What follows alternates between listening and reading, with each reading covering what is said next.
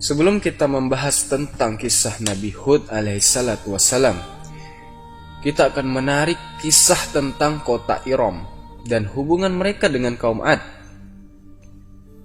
Ternyata mereka ada ikatan yang tidak bisa dilepas begitu saja, di mana Iram adalah salah satu kota legendaris yang kemegahannya tidak bisa dibandingkan dengan bangunan apapun di bumi ini.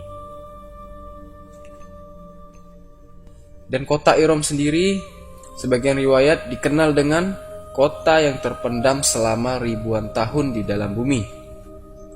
Sampai-sampai Allah Subhanahu wa taala berfirman, Irama jatil imad allati lam yukhlaq misluha fil bilad. Penduduk kota Iram yang mempunyai bangunan-bangunan yang tinggi yang belum pernah dibangun kota seperti itu di negeri-negeri lain. Kita bisa bayangkan begitu hebat sekali kota Iram ini, bahkan Allah sendiri yang mengecap tidak pernah dibuat seperti itu di negeri manapun. Yang artinya bahkan kemegahan Burj Khalifa yang sekarang ada di Dubai sekalipun tidak akan sebanding jika dibandingkan dengan kemegahan kota Iram.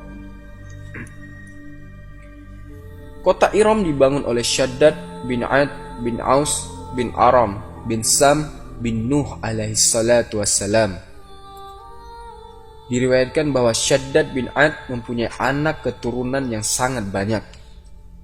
Dan menurut riwayat lain, anaknya mencapai 4.000 orang dan dia juga telah menikahi sebanyak 1.000 orang wanita. Dahulu Ad, ayahnya Shaddad, adalah raja yang sangat hebat, tetapi ia adalah penyembah bulan. Dan kerajaan yang ia bangun berada di daerah Ahqaf, yaitu daerah Aden, Yaman. Dahulu mereka dikenal peradaban yang paling modern dengan manusia-manusia berotak cerdas yang berfisik layaknya manusia super, orangnya kuat-kuat. Mereka memahat batu-batu, membelah dinding-dinding gunung, dan memindahkan batu-batu besar dari satu tempat ke tempat yang lain dengan alat-alat modern di masa itu. Tetapi mereka adalah orang-orang yang sombong. Mereka terlalu berbangga dengan fisik yang sangat kuat. Ya mungkin rancangan-rancangan alat yang pernah mereka buat tidak akan bisa dibuat oleh manusia hari ini. Dikisahkan bahwa Ad berumur 1200 tahun. Ketika ia meninggal, ia digantikan oleh anaknya bernama Shaddad. Shaddad yang memegang kekuasaan selama 580 tahun. Kemudian dia digantikan dengan adiknya yang bernama Shaddad. Nah, Shaddad kemudian menguasai dunia dengan ketamakan dan kezolimannya. Ia juga termasuk pemimpin yang menuhankan dirinya sendiri. Jadi, dia menganggap bahwa dirinya ini Tuhan dikarenakan fisiknya yang kuat tadi dan kesombongannya karena bisa memimpin dunia. Al-Kisai mengatakan bahwa Shaddad bin Ad dahulunya adalah orang yang sangat senang membaca kitab-kitab terdahulu yang telah diturunkan kepada para nabi. Setiap kali dia mendengar tentang sifat-sifat surga, dirinya pun merasa senang. Dan Shaddad mendengar kisah bahwa Tuhan yang ada di langit mempunyai surga yang mengalir di bawahnya sungai-sungai.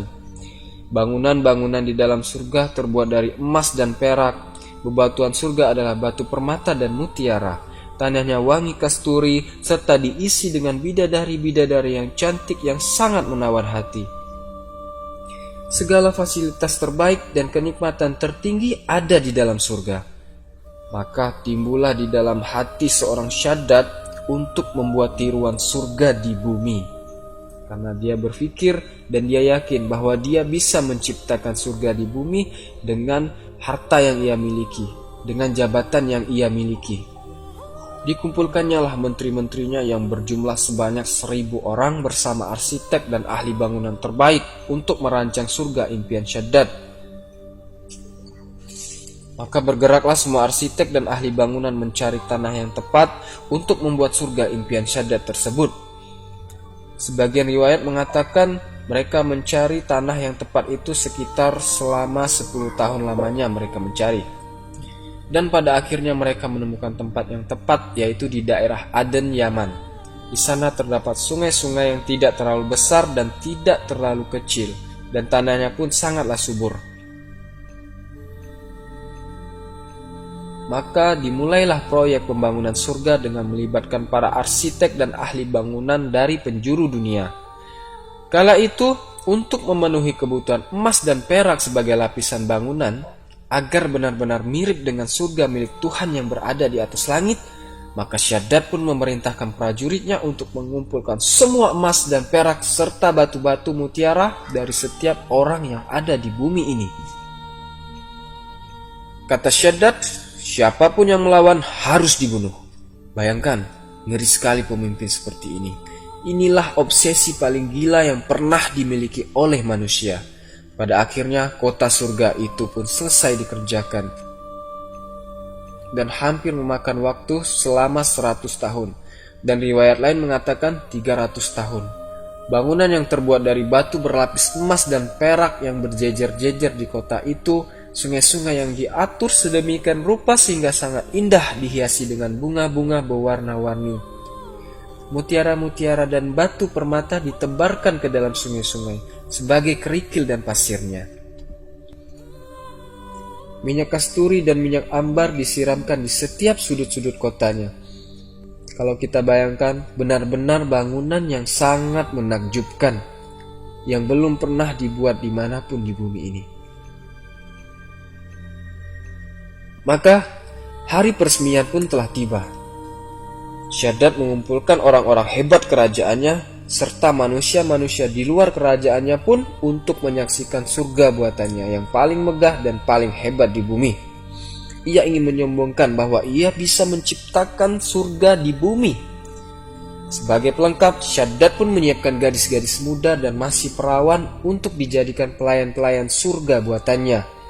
Layaknya bidadari-bidadari surga, gadis-gadis perawan itu pun didandani secantik mungkin, kemudian berbaris rapi untuk acara peresmian sekaligus perayaan.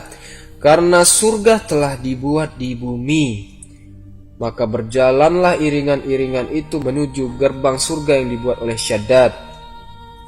Ketika iringan-iringan itu telah sampai di depan pintu gerbang surga yang mereka buat, lalu Allah Subhanahu wa ta'ala kirimkan malaikat untuk mengazab mereka.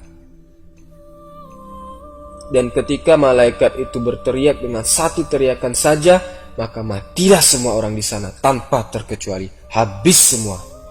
Kemudian Allah Subhanahu wa ta'ala pun kirimkan lagi badai pasir untuk membenamkan mereka semua serta bangunan itu di dalam tanah. Maka berakhirlah sudah kesombongan Syaddad bin Ad. Pada akhirnya usaha seumur hidupnya Syaddad untuk membuat surga yang menyaingi surga milik Tuhan di atas langit hancur hanya dalam hitungan jam, bersih, tenggelam semuanya. Wallahu a'lam bishawab. Tapi sekarang kita sampaikan bahwa kota Iram ini sudah ditemukan, dan penemuan ini berkat petunjuk dari Al-Quranul Karim, yang dimana dijelaskan di dalam Al-Quran, kota Iram tempat di mana kaum Ad tinggal di daerah Ahqaf. Kata Ahqaf sendiri ternyata bukan satu tempat, melainkan penyebutan untuk satu daerah, yang berarti daerah berpasir miring. Dari petunjuk inilah peneliti menemukan satu daerah di Aden, Yaman dengan daerah berpasir miring. Setelah dilakukan penggalian, ditemukanlah kota Iram di atas pasir itu yang terkubur selama ribuan tahun lamanya. Sungguh, pada kisah-kisah mereka itu terdapat pengajaran bagi orang-orang yang mempunyai akal. Al-Quran itu bukanlah cerita yang dibuat-buat, tetapi membenarkan kitab-kitab yang sebelumnya, menjelaskan segala sesuatu dan sebagai petunjuk dan rahmat bagi orang-orang yang beriman. Quran Surah Yusuf ayat 111. Demikian berakhirlah kisah Syaddad bin Ad. Semoga menjadi pelajaran dan bermanfaat.